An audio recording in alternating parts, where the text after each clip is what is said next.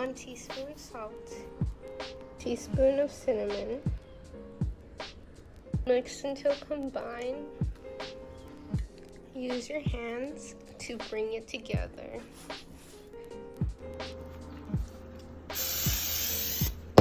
Grease a bowl.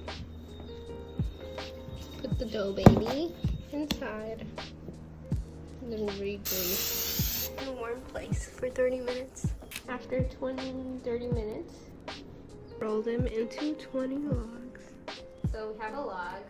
We make a loop here, and then you tuck the other loop like that. That's how you make a pretzel. Ended up making 30 small pretzels, and now let them proof for a bit. Have the oven preheated to 400. I have the drying station ready and the greased parchment paper. A 1/3 cup of baking soda with 3 cups of water.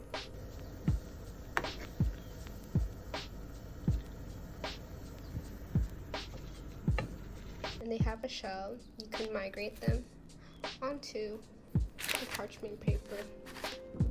Next, you get some coconut oil, drizzle on top. This is used in place of egg wash.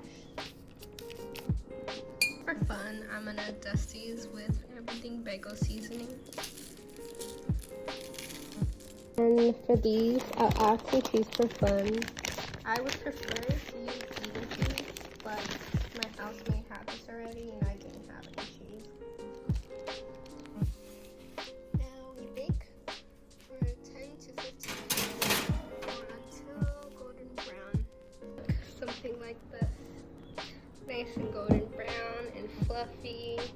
And the cheese could be more golden, but it's okay. And if you want the pretzels to be more exciting, you could get some of the normal ones. Since they're already coated in coconut oil, you could just dunk them. And make it a cinnamon sugar crust.